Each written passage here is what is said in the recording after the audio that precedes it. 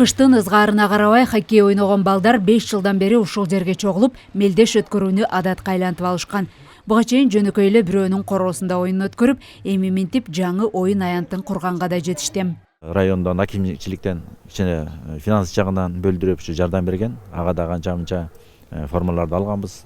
Бул эми хоккейдеги жанагы даже вратарский вратарларды дагы Бишкектен ошол жактан жазат, ошол жактан жүктөп келгенбиз бияка.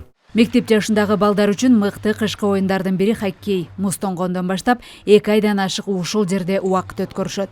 Бул ирет биринчиликти алгандар атайын медалдар жана баалуу белектер менен сыйланды. Өзгөчө келе турган Лесген бүгүнкү чемпиону болгон Макмал гол командасына кубок.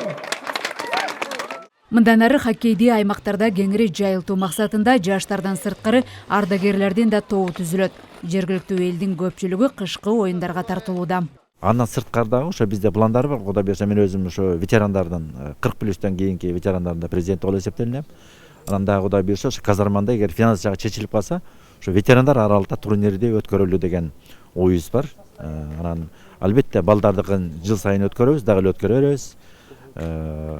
Мен ойлойм, эми кудай буйрса муз аянтча бар, жакшы турнирлер өтүп турат деген ойдомун да. Казарманда жыл сайын хоккейге кызыккандардын саны өсүүдө. Кийинки жылдары мелдешке катышуучу топтордун санын көбөйтүп, оюнду дагы да кеңири масштабта өткөрүү планы бар. Элиза Нурматова, Эсентур Рабыкеев, Ала Тоо 24.